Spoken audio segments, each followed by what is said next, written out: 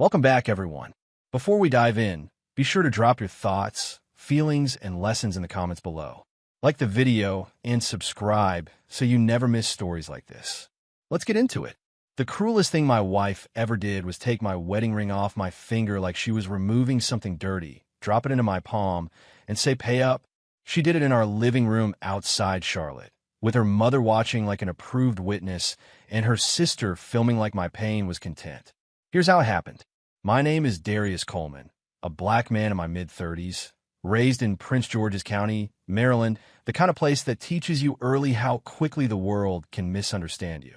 I learned to keep my voice level, my posture calm, my anger locked down, because I've watched men who look like me get judged for emotions other people are allowed to have.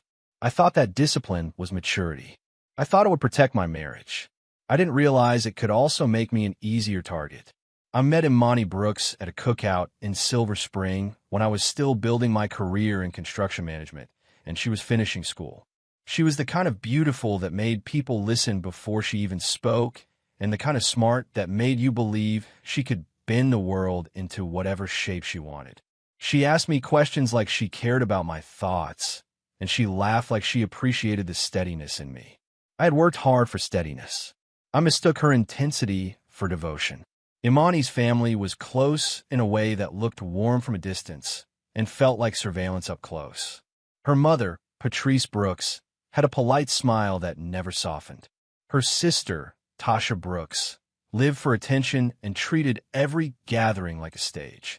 Her cousin, Sean Brooks, was the type to talk about moves and leverage, like life was a negotiation and relationships were contracts. They didn't dislike me at first, but they didn't welcome me either. It was more like they were assessing whether I was useful. When I proposed, Patrice brought up a prenup like she was suggesting a restaurant. "It's standard," she said, voice calm, eyes sharp. Imani nodded like it was already decided. "It keeps everything clean," she said. No confusion later. I tried to tell myself it wasn't personal. People protect assets. People plan.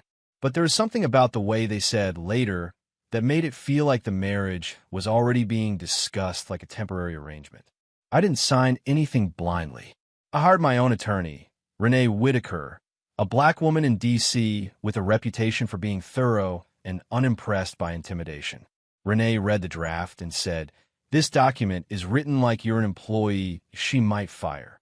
She wasn't dramatic. She was factual. She pointed out clauses that assumed I would be the one who did harm, the one who might mismanage, the one who might retaliate. I felt insulted, then embarrassed for feeling insulted, then angry that the paperwork made room for everyone's fear except my own. Renee negotiated changes. Imani acted offended that I wanted protections too. "Are you planning to leave me?" she asked, like my caution was betrayal. I said no. "I'm planning to be responsible." Patrice smiled and said, "Responsible men don't fear paperwork." Renee didn't argue. She just kept editing. The final prenup protected premarital property for both of us, outlined how certain debts would be handled, and included a section about money moved in contemplation of divorce. It felt like boring legal language at the time, something you file away and never think about again. We married in Washington, D.C., surrounded by black family dressed in their best, a beautiful ceremony with music that made people cry. I believed in the moment. I believed in the vow. I believed Imani believed too. If I'm honest, a part of me also believed that once you married someone, they stopped treating you like a candidate and started treating you like family. I didn't know some people treat marriage like ownership. We moved to North Carolina when I got a strong offer near Charlotte. We bought a townhouse in a clean neighborhood where the sidewalks looked new and the grass always looked trimmed. Imani enrolled in graduate school. I paid most of the bills, not with resentment, but with pride. I grew up watching men provide as a form of love.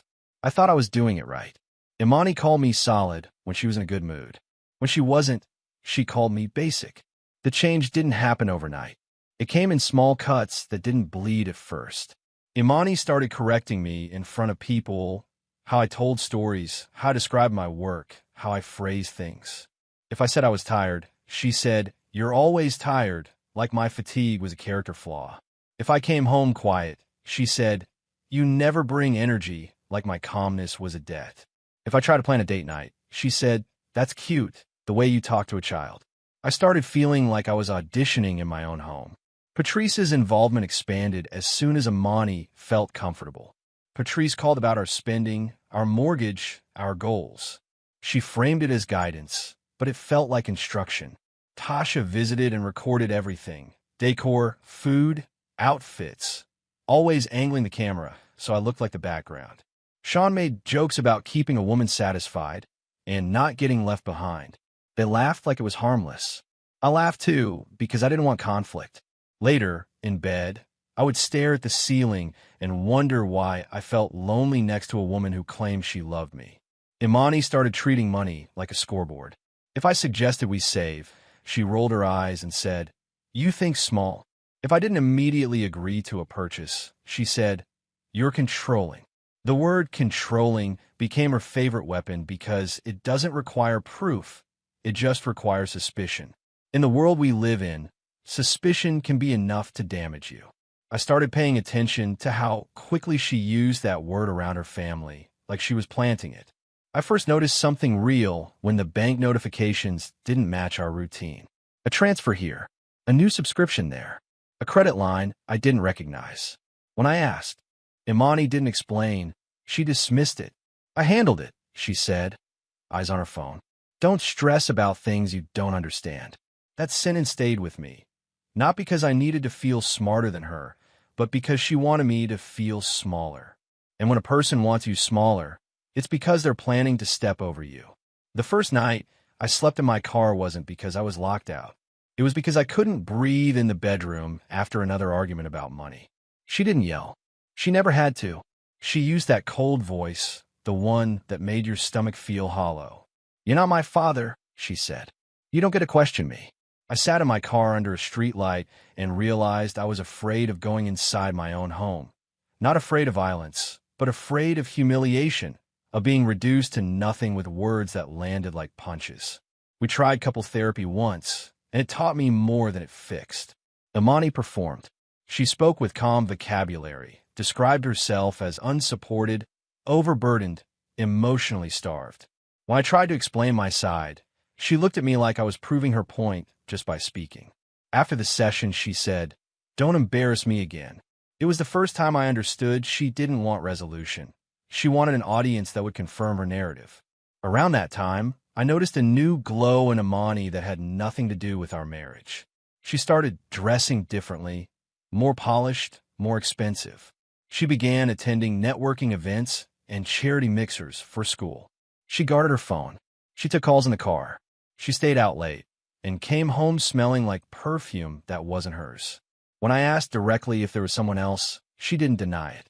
She just stared at me like the question bored her. "If there was," she said, "what would you do?" It wasn't a curiosity. It was a test. The answer was, I would do what I've always done, try to keep dignity intact. And she knew that. She knew I wouldn't explode. She knew I wouldn't hit walls or scream or make threats. She knew my restraint could be twisted into weakness. That's what made the cruelty so clean. It wasn't chaos. It was a strategy. I found out about the other man through a small mistake she didn't think mattered. One night, she fell asleep with her phone unlocked. A message popped up from a contact saved as VL. It read, "Tell him I'll be there after he leaves." Another message followed, "I want you in that blue dress again." I didn't scroll for more. I didn't need a whole movie when the trailer already told me the ending. My hands shook anyway, slow and quiet, like my body was trying to process a betrayal my mind wasn't ready to accept. The next morning, she moved through the kitchen like nothing had happened. She poured coffee, asked about my day, and reminded me we had dinner at Patrice's house that weekend. When I said, "Who is VL?" she didn't flinch. She didn't even blink slowly like people do when they're about to lie. "Someone who treats me like I matter," she said, and sipped her coffee like my marriage was a dead thing we were just stepping over. Then she added, "Before you start, I'm not apologizing. I'm choosing myself." That was the day she started using the prenup as a threat out loud. "Remember what you signed," she said, voice low, confident. "Don't make this ugly." I remember standing there thinking, she is speaking to me like a lawyer, not a wife. Like I'm an opponent. Like love is over and we're negotiating the wreckage.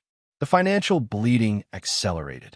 Transfers from the joint account into an account I didn't recognize. Charges for furniture. Charges for trips. When I asked, she said, "I'm securing my future."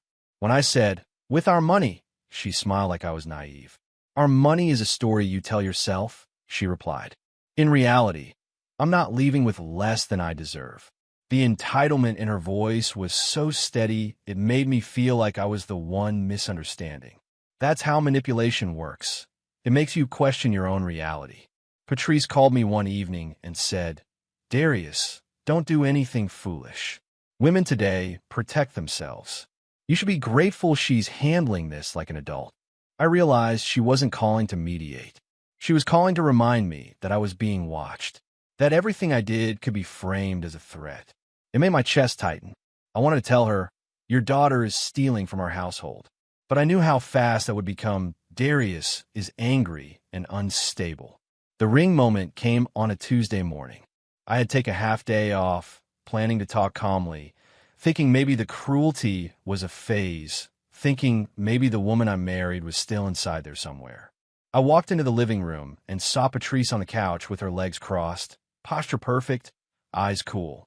Tasha sat nearby with her phone already in her hand. Imani stood in front of me like she was presenting a decision, not starting a conversation. She grabbed my left hand, slid the ring off, dropped it into my palm, and said, "Pay up." I didn't understand at first because my brain couldn't catch up to the disrespect. "What is this?" I asked. Imani looked at me like I was slow. "This is your consequence," she said. Patrice added, "We're doing this properly." I saw a folder on the table, like a prepared exhibit. Inside were printed statements, asset lists, and typed demands. It was organized the way people organize something they've already emotionally detached from. My marriage had been turned into a business plan. Tasha's phone lens followed my face, hunting for a reaction. Imani's demands weren't just unfair, they were confident. She wanted half the equity in the townhouse, spousal support, and a lump sum equalization payment. She claimed she had supported my career. The lies sat in the room like smoke. I had paid her tuition. I had worked overtime while she studied. I had carried stability while she collected credentials. But Imani's face stayed calm, like facts were optional. I realized then that she wasn't negotiating based on truth. She was negotiating based on power and what she thought she could force. I didn't sign. I closed the folder and pushed it back. "I'm getting my own attorney," I said. Patrice's smile thinned. "You could try," she replied. Imani crossed her arms. "You think you can outsmart us?" she asked. "You're a job site manager. This is law." That line hit me harder than it should have, because it contained years of her contempt in one sentence. You are the worker, not the decision maker. You are the tool, not the owner. That night, she locked the bedroom door. Not because she was afraid, because she wanted me displaced. She wanted a story she could tell later, that I was separated, that I was out, that she had control of the home. I slept on the couch, staring at the ceiling, listening to the house settle, feeling like I had become a stranger in a place my paycheck was built. At 2 a.m., I heard her laugh softly on the phone in the bathroom, the kind of warm laugh she hadn't given me in months. Then she said, "He's finally getting it." 2 days later, I was served papers at my job site. Not divorce papers, something sharper. A request for a temporary no-contact order, claiming she felt unsafe and needed exclusive use of the marital residence. The humiliation was surgical. A process server walking up while my crew watched, handing me an envelope like I was a problem that needed public handling. My supervisor pulled me aside and asked, carefully, "Everything all right?" I could feel judgment trying to form before facts arrived. I said, "I have counsel," and kept my voice even while my stomach churned. Imani wanted me desperately. She wanted me to react emotionally so she could frame it as proof. She texted that night, "You're not coming back here. Send the first payment by Friday." When I didn't respond, she sent, "Don't play with me. You signed a prenup." The way she used the prenup like a threat told me she didn't understand it as a mutual agreement. She understood it as a weapon she believed only she could swing. I called my cousin Andre Coleman in Baltimore. Andre listened, then sighed and said, "Man, Maybe just settle. That family seems serious. I felt something go cold in me. Not because he was wrong about them being serious, but because he was telling me to accept being mistreated like it was normal. That's how people get trapped. When the people they trust teach them that suffering is just the price of being a man. I called my friend Malik Grant, who had been blunt with me my whole life. Malik said, "Stop talking to her. Start documenting. Call Renee." Then he added, quieter, "You don't deserve this." That sentence almost broke me because it was so simple and so rare. I had spent months being treated like I deserved disrespect. Hearing the opposite felt like oxygen. When I called Renee Whitaker, I expected questions. She didn't ask many. She told me exactly what to do. Screenshot every transfer, pull every statement, write a timeline, stop arguing, stop reacting. Let her be confident, Renee said. Confident people make measurable mistakes. Renee filed responses immediately to block the no-contact attempt from becoming a permanent label. She also advised me not to do anything dramatic with funds. "We move clean," she said. "We win cleanly."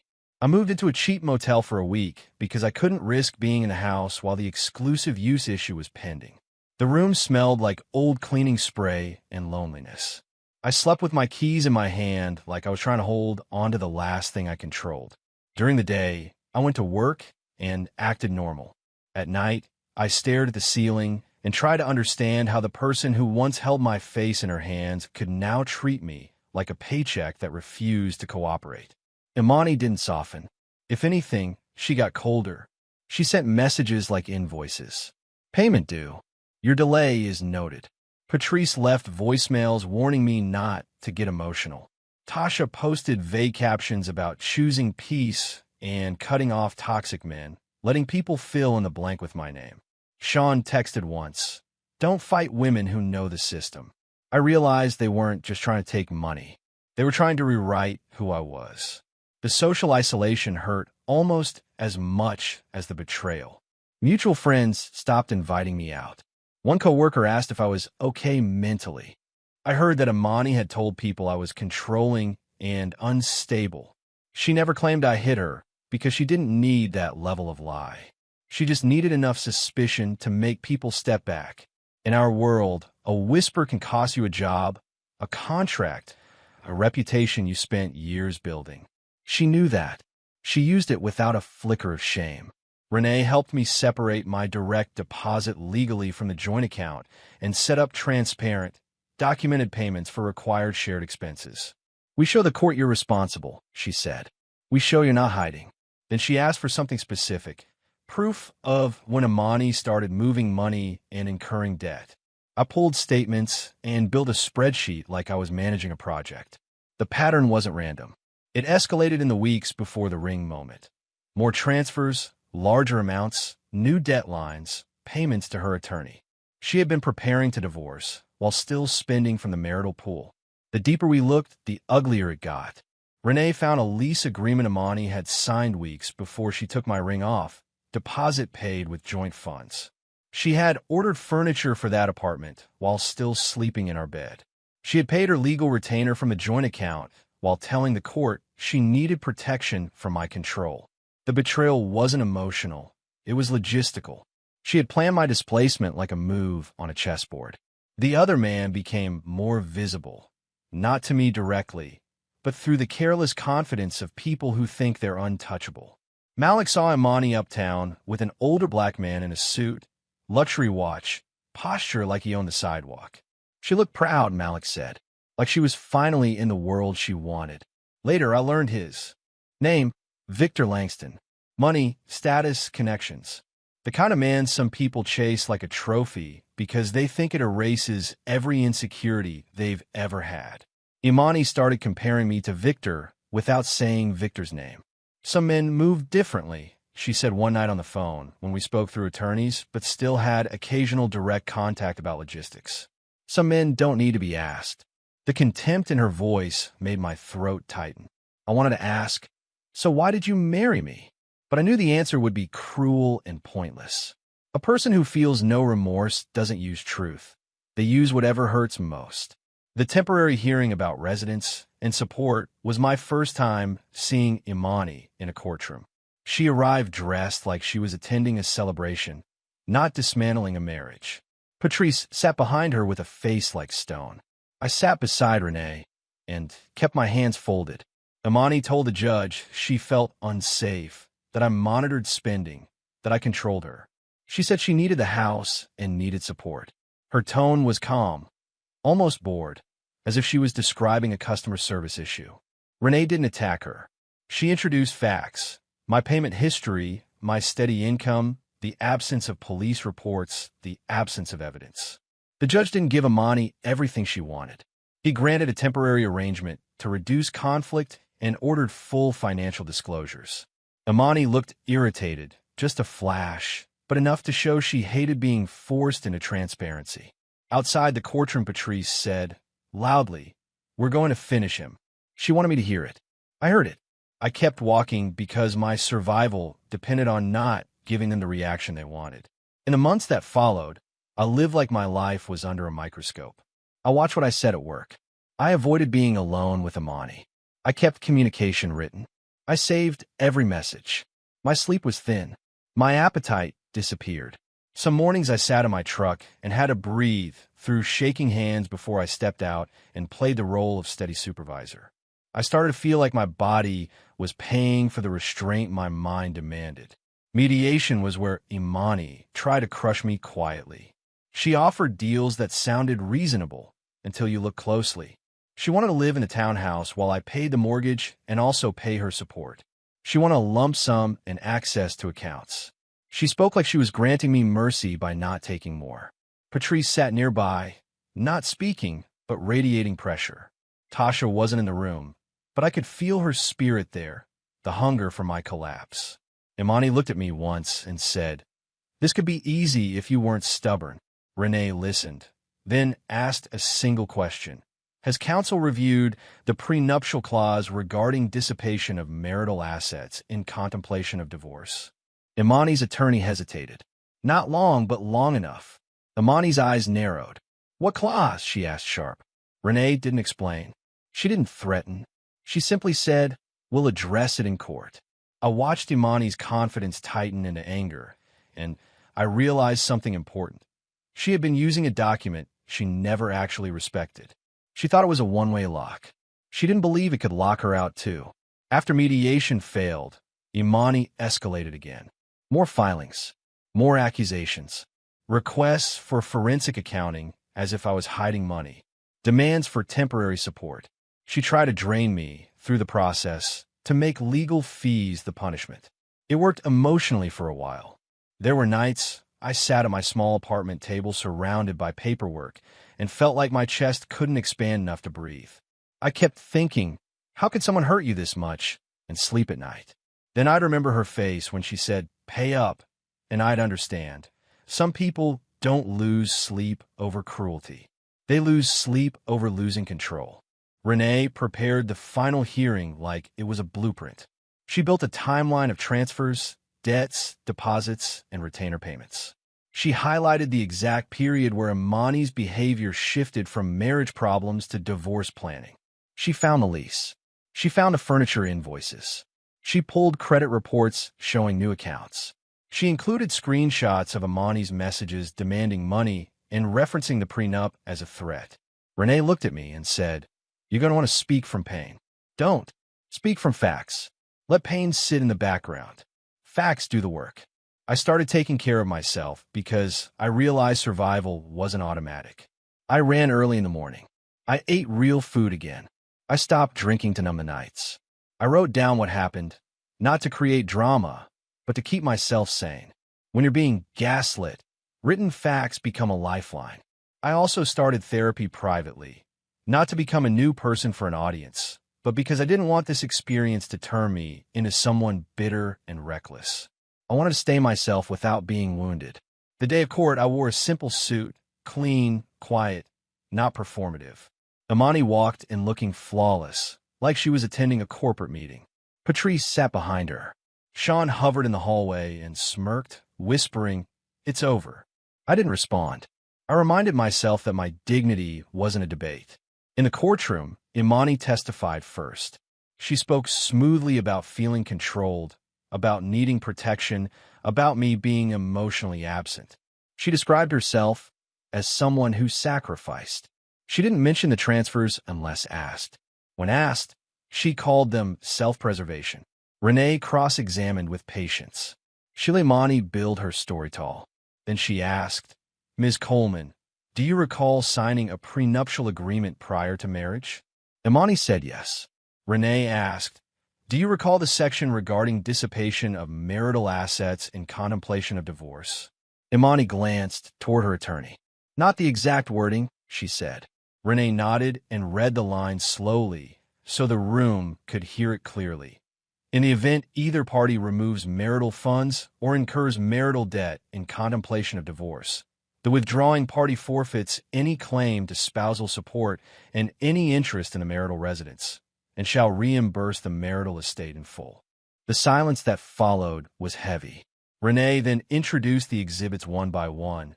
Bank statements showing transfers into an account not disclosed to me, credit accounts opened and used, the lease signed before the ring moment, deposits paid with joint funds, furniture purchased, legal retainer paid for marital money. Renee didn't insult Imani. She didn't need to. She simply asked, "Ms. Coleman, were these transactions made before you filed?" Imani answered yes. "Were they made while marital funds were still shared?" "Yes." "Were they made as you prepared to end the marriage?" Imani's jaw tightened. "I did what I had to do," she said. Still no remorse. Just entitlement. Renee introduced the message where Imani texted me after taking the ring. "You should have known better. Pay up." The judge looked at it and asked, "Is this your message?" Imani said, "Yes." The judge asked, "What did you mean by pay up?" Imani lifted her chin. "He owed me," she said like it was obvious. "I'm not leaving with less than I deserve." She didn't apologize. She didn't soften. She didn't pretend it was emotion. She said it like a policy. When I testified, I kept my voice steady and my words simple. I spoke about supporting her through school, paying bills, trying to communicate, trying therapy, trying to keep peace. I described the ring moment without exaggeration. I described being served at work, the fear of rumors, the motel nights, the quiet panic in my chest when I realized my reputation could be destroyed by someone's story. Renee asked if I ever threatened Imani. I said no. Asked if I ever laid hands on her. I said never. Imani stared at me with cold eyes, not even pretending to be hurt. The judge ruled without drama. He didn't give a speech. He didn't try to teach a lesson. He enforced the document Imani had waved like a weapon. The clause applied. The transfers and debts qualified as dissipation in contemplation of divorce. Imani forfeited claims to spousal support as outlined by the prenup. Her claim to the residence shifted under the agreement's terms. She was ordered to reimburse the marital estate for funds removed and assume responsibility for debts she incurred under that planning. The judge's tone was plain, almost bored, because to the court, this wasn't a tragedy, it was math. Imani's face held for a few seconds, then tightened into fury. Patrice's mouth turned hard. Not one of them looked at me with regret. Not one of them even attempted a human moment. Outside the courtroom, Imani stepped close and said, "This isn't over." Her voice was low and controlled. Patrice stared like she wanted to memorize my face for hatred. I walked away with Renee, my hands still shaking slightly, not from fear of them, but from the release of months of pressure. When you're drowning quietly for a long time, even standing in shallow water feels unreal. Karma didn't arrive like thunder. It arrived like deadlines, court orders, interest, the slow consequence of a person's own choices. Imani tried to stall reimbursements. She filed to challenge pieces of the ruling. She argued over numbers. She accused Renee of tricking her, as if reading a clause was deception. The court didn't care about her anger. The court cared about compliance. Her legal fees climbed. Her credit tightened. The apartment she had secured with joint funds became another bill attached to her name. Victor Langston didn't rescue her the way she expected. Men with status often prefer clean situations. No court orders, no reimbursement plans, no debts. Imani's life became administratively heavy, and Victor's attention drifted. When I heard through Malik that Victor moved on, I didn't feel joy. I felt confirmation. People who treat love like an upgrade often get discarded the same way. Imani still didn't admit wrongdoing. She simply blamed the world for not giving her the ending she wanted. Patrice and Tasha blamed me too. Patrice told people I used legal tricks. Tasha posted captions about narcissists and men who punish women for choosing themselves, without ever mentioning the transfers, the debts, the planning. Sean told a mutual friend I was petty. Petty, because I didn't fund my own erasure. I realized then that their loyalty to Imani wasn't about truth, it was about identity. They needed her to be right, because if she wasn't right, then they had to admit they participated in cruelty for entertainment. My transformation happened quietly because I didn't trust public attention anymore. I changed my routines. I kept my circle small. I focused on work and took a higher role overseeing multiple sites. More responsibility, more pay, less exposure to petty rumors, because performance speaks louder than gossip when it's consistent. I kept my finances clean and separated. I built savings like a man who understood that stability isn't just comfort, it's protection. I didn't announce anything. I didn't post wins. I learned that privacy is a kind of peace no one can steal. Therapy helped me name what happened without turning it into a personality. My therapist didn't tell me to forgive and forget, like forgiveness was a shortcut. He helped me accept that I could be a good man and still be mistreated. He helped me see how my fear of being labeled angry had kept me quieter than I should have been. He helped me learn boundaries that didn't require yelling, boundaries that were simply decisions. I stopped answering calls that made me feel small. I stopped explaining myself to people committed to misunderstanding. The divorce finalized in paperwork and silence. I signed, I moved forward, and I refused to keep emotional ties alive through arguments. Imani never offered closure. She never admitted harm. She never said, "I'm sorry." She continued to speak as if she was the injured one. I stopped hoping for her humanity because hope, in that situation, was just another chain. The day it was finalized, I went home, cooked a simple meal, and sat in my quiet apartment realizing something strange. Grief and relief can sit in the same body at the same time. A year after the ring moment, I bought a modest home in Fort Mill, South Carolina, close enough to Charlotte for work, far enough to feel like a fresh chapter. I bought it under my name only. I painted the walls myself on weekends with music low and windows open.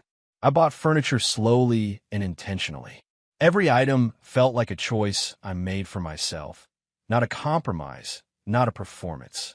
Peace felt unfamiliar at first, like silence after a long alarm. Then it started feeling like mine. I heard Imani had to move again, downsizing, shifting, losing stability. She blamed the judge, blamed lawyers, blamed me, blamed men, blamed anyone but herself. Patrice complained about ungrateful husbands. Tasha kept posting about healing, like captions could erase consequences. Sean moved on to different circles, looking for another situation to exploit. None of them showed remorse at any point. They simply adjusted their narrative to fit the new reality, that their plan didn't work the way they expected. The last time I saw Imani was in a grocery store parking lot in Charlotte. I was loading bags into my trunk, dressed plain, nothing that signaled success. She walked out with a tight posture, face done, eyes sharp. She looked at me for a second like she was deciding whether to speak. Then she looked away like I was air and kept walking. No apology, no acknowledgement, just a cold refusal to be human. I watched her drive off and felt something settle in me. Not rage, not sadness, release. The comeback wasn't loud. It wasn't a public humiliation. It wasn't me standing up at a family dinner with receipts and a speech. It was the court enforcing a line she ignored, and it was me rebuilding a life she couldn't touch. I learned to stop negotiating my worth with people who treat kindness like weakness. I learned that being calm doesn't mean being available for harm. I learned that the best revenge for a person who enjoys your suffering is for them to never have access to you again. She took my ring off and said, "Pay up," certain she could extract my life like a fee. But one line in the prenup hit like a brick, and everything she planned, everything she counted on, collapsed into consequences she couldn't talk her way out of. My success stayed private on purpose. Steady work, clean finances, a quiet home, and a mind that could finally rest. That was the real ending. Not victory in the spotlight, just peace that didn't require permission. If you made it to the part where the judge read that clause out loud, you already know this wasn't about revenge. It was about quiet consequences. If you want more real, grounded stories where the victim stays calm, moves smart, and wins without begging or performing, hit subscribe and turn on notifications. Next story is even colder, because this time the cheater thought she could claim alimony forever until the term she agreed to turned into a trap. The end.